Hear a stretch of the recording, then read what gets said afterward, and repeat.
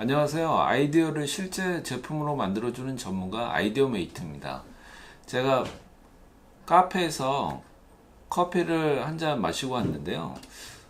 보통 이제 아이스 아메리카노를 마시게 되면 이런 곳에 담아서 주게 됩니다. 이런 건 어떻게 만드는지 궁금해 하시는 분들이 있어서 이거를 간단하게 설명을 한번 드려보도록 하겠습니다.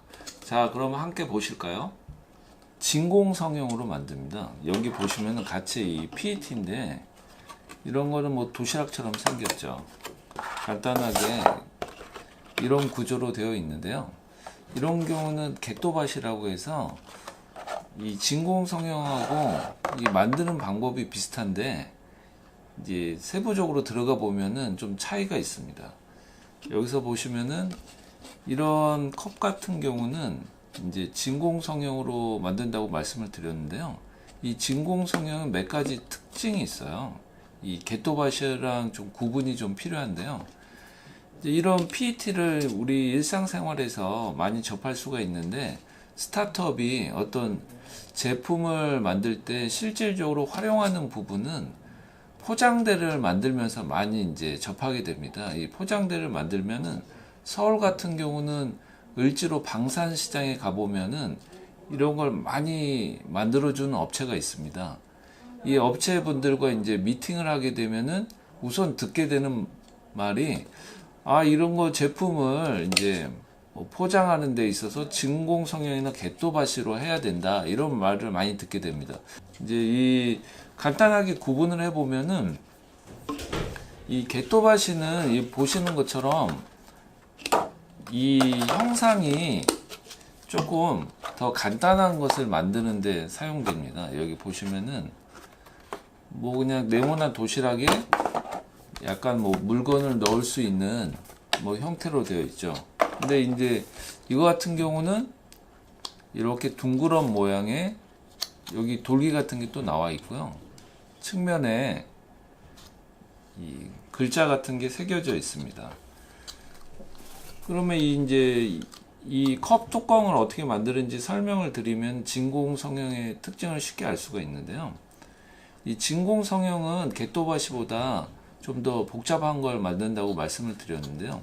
여기 보시면은 이런 돌기 같은 게 있어요. 그래서 뚜껑 역할을 할 수가 있는데 이렇게 딸깍 껴지게 할 수가 있는데요.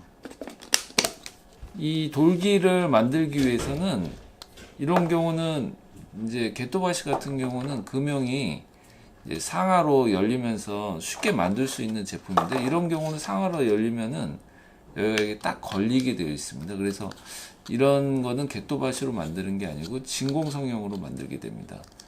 그 다음에 이제 측면에 이런 뭐 어떤 글씨나 문양이나 로고 같은 게 있으면은 겟도바시로 못 만들고 진공 성형으로 만들어야 된다. 이렇게 생각을 하시면 됩니다. 또 이제 양이 많은 경우는 이런 겟도바시보다는 진공 성형을 좀 선호하게 됩니다. 이게 이제 생산성이 좀 더 좋다고 보시면 되고요. 여기서 보시면은 이런 진공 성형이나 겟도바시를 만드는데 이제 가장 중요한 게 형상이에요. 형상과 이제 크기인데요. 그 다음에 이런 깊이가 굉장히 중요합니다. 이 깊이가 깊으면은 이런 겟도바시나 진공 성형 같은 경우는 평평한 시트를 눌러서 만드는 형태입니다. 눌러서 만들기 때문에 이게 이제 깊으면은 이게 쭉 늘어나게 돼요. 늘어나게 되면은 이제 얇게 깊이가 아주 깊어 버리면은 이게 시트가 얇아지면서 구멍이 잘 나게 됩니다. 구멍이 잘 나게 되면 이런 건 쓸 수가 없겠죠. 그래서 이 깊이가 굉장히 중요합니다. 겟도바시 같은 경우는 보통 이제 5에서 7cm 이내의 제품을 주로 사용합니다. 이 깊이가. 만약에 이제 이거보다 더 깊은 걸 하게 되면 이제 진공 성형을 해야 되겠죠. 제품의 특성에 따라 재질을 이제 이런 진공 성형이나 겟도바시도 달리할 수가 있는데요. 폴리프로필렌 같은 경우는 보통 PP라고 불리는데요. 내열성이 높아서 뜨거운 내용물을 담는 경우 사용할 수가 있습니다.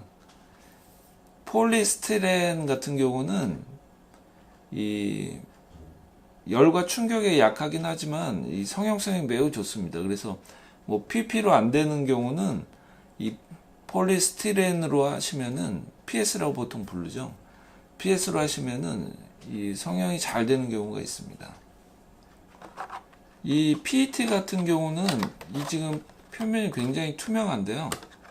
이 투명한 부분을 좀 뿌옇게 만들 수가 있습니다. 금형에 이제 부식을 하면은 여기를 이제 좀 뿌옇게 만들 수가 있는데요.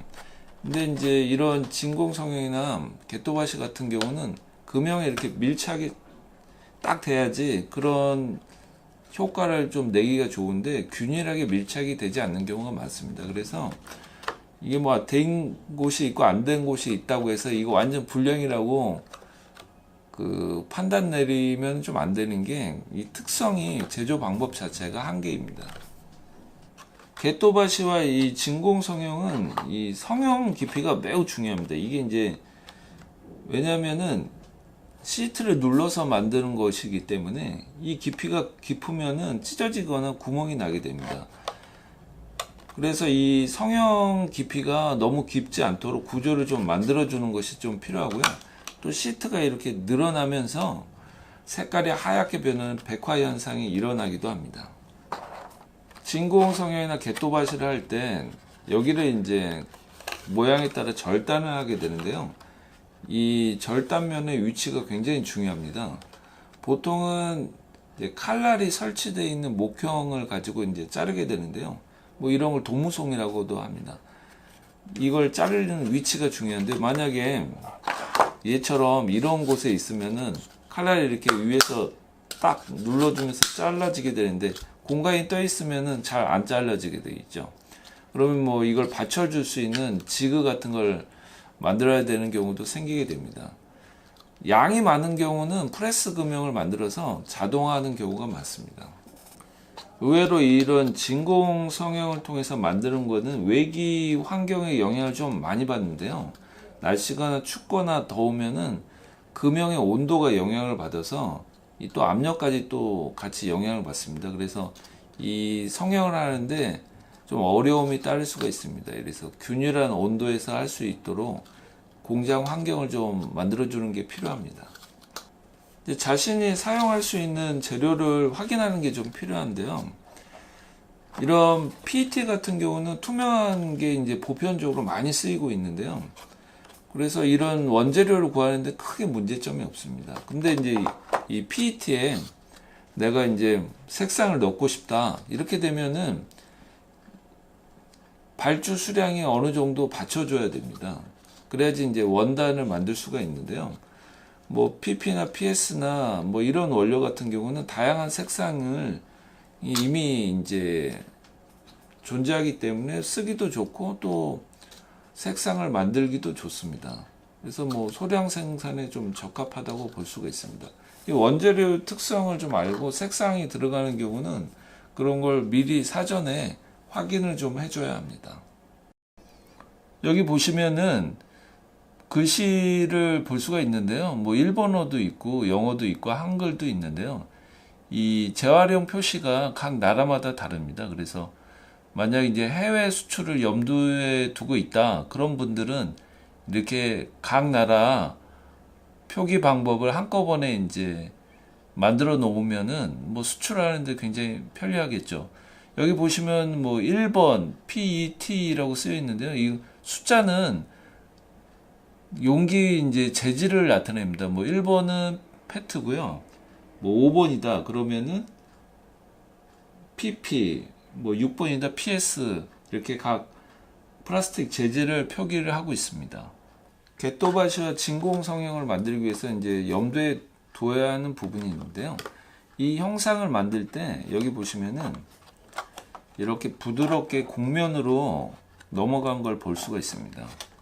이쪽에서도 거의 이제 곡면으로 처리가 됩니다. 이제 이게 이제 직각으로 딱 나오기가 힘듭니다. 이제 시트를 눌러서 만드는 형태이기 때문에 이제 직각으로 나오기가 힘듭니다. 이런 개념을 좀 알고 있어야 됩니다. 이렇게 곡면으로 부드럽게 처리가 된다는 걸 알고 있어야 됩니다.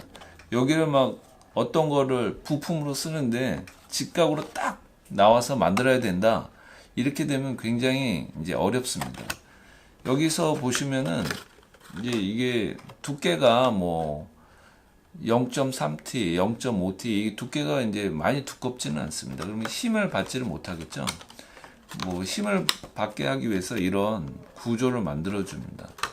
그러면은 좀 더 강한 형태를 좀 얻을 수가 있습니다. 이 뚜껑을 보시면은 여기에 잘 보이시지는 않을 텐데요. 이쪽 보면은 이 좁쌀보다 아주 작은 크기의 돌기들이 있습니다. 이 돌기는 이제 어떤 거냐면은 진공을 위해서 이쪽으로 공기가 빠져나간 구멍들입니다. 그래서 뭐 이런 게 있으면 이거 불량 아니냐 생각하실 수도 있는데요. 이거는 이제 진공 성형에서 꼭 필요합니다. 이제 이런 돌기들이 생길 수가 있습니다. 이런 제조 공정을 좀 알고 있으면은 나중에 제품을 만드는데 어떤 식으로 대처를 해야 된다는 걸 알 수가 있어서 간단하게라도 내용을 좀 알고 있으면 좋습니다. 감사합니다. 지금까지 진공 성형과 게토바시에 대해서 간단히 알아보았습니다. 아이디어를 실제 제품으로 만들어주는 전문가 아이디어메이트였습니다. 도움이 되셨다면 구독 바랍니다.